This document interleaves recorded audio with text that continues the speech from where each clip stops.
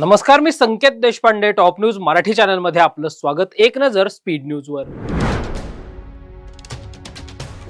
पंतप्रधान नरेंद्र मोदी कुणाच्याही दबावात येणारे नेते नाहीत. भारताला त्याचा अभिमान असला पाहिजे. रशियाचे राष्ट्राध्यक्ष व्लादिमीर पुतीन यांच्याकडून पंतप्रधान नरेंद्र मोदींचे. निवडणुका लवकर झाल्या पाहिजेत असं सरकारचंही मत. पणन मंत्री जयकुमार रावल यांची प्रतिक्रिया. आठवड्याभराचं अधिवेशन म्हणजे केवळ दिखावा. माजी विरोधी पक्षनेते अंबादास दानवे यांची सरकारवर टीका. मुंबई महापालिकेवर भारतीय जनता पक्षाचा झेंडा फडकेल. भाजप नेते किरीट सोमय्या यांच्याकडून विजयाचा विश्वास व्यक्त. मुंढवा जमीन गैरव्यवहार प्रकरणात पार्थ पवार दिग्विजय पाटलांना अटक झालीच पाहिजे. माजी विरोधी पक्षनेते अंबादास दानवे यांची मागणी.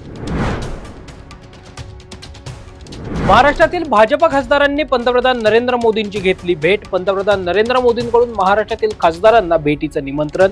राज्यातील अनेक विषयांवर चर्चा झाल्याची माहिती.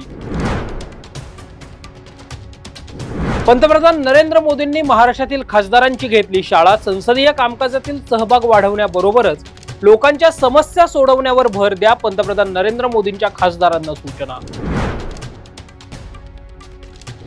राज्य निवडणूक आयोगानं महापालिका आयुक्तांची बोलावली बैठक. मुंबईत आज राज्य निवडणूक आयोगाची मनपा आयुक्तांसोबत बैठक.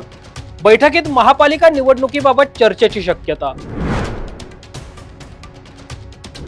जय पवारांचा बहारीनमध्ये पार पडणार विवाह सोहळा. विवाह सोहळ्याला शरद पवार, सुप्रिया सुळे, श्रीनिवास पवार अनुपस्थित राहणार. खासदार सुनील तटकरे, प्रफुल्ल पटेलही विवाह सोहळ्याला जाणार नसल्याची माहिती. 7/12 उतार्यावर आता तलाठ्याच्या स्वाक्षरीची गरज नाही. डिजिटल 7/12ला राज्य सरकारची कायदेशीर मान्यता. महसूल मंत्री चंद्रशेखर बावनकुळे यांची माहिती. काँग्रेस नेते दिग्विजय सिंह यांनी घेतली उद्धव ठाकरेंची भेट. मुंबई महापालिका निवडणुकीत काँग्रेसनं स्वबळाचा नारा दिल्यानं भेटीला महत्व. मनसेतील महाविकास आघाडीच्या समावेशाबाबतही दोघांमध्ये चर्चेची माहिती. आमदार रोहित पवारांना नाशिक सत्र न्यायालयात हजर राहण्याचे आदेश. क्रीडा मंत्री माणिकराव कोकाटे मानहानी प्रकरणात न्यायालयात हजर राहण्याचे आदेश. नागपुरातील हिवाळी अधिवेशन केवळ 1 आठवडा असणार. 8 डिसेंबर ते 14 डिसेंबर पर्यंत असणार हिवाळी अधिवेशन. अधिवेशनाचा कालावधी कमी असल्यानं विरोधक आक्रमक. पुणे विभागातील शिक्षक व पदवीधर निवडणुकीच्या प्रारूप मतदार याद्या प्रसिद्ध.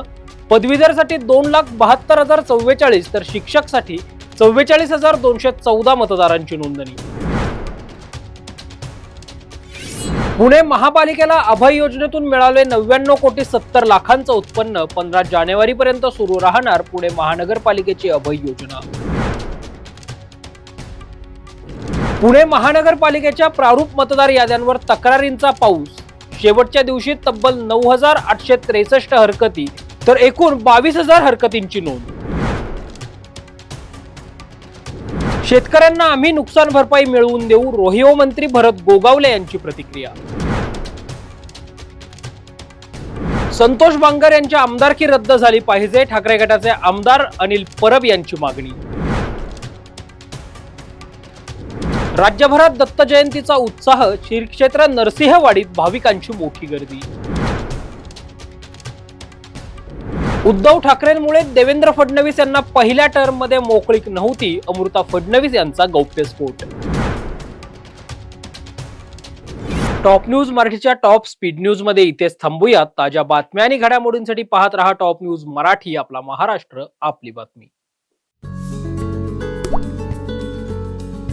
आता जोकासू STP या अत्याधुनिक जॅपनीज तंत्रज्ञानाने सुसज्ज, quick installation, energy efficient, noiseless blowers, low maintenance या आणि अशा वैशिष्ट्यांनी परिपूर्ण जोकासू STP तंत्रज्ञान प्रकल्प उभारणीपासून ते विक्री पश्चात समाधानकारक सेवा देणारी, भारताबरोबरच परदेशात देखील प्रकल्पांची यशस्वी उभारणी करणारी company Deccan water treatment private limited.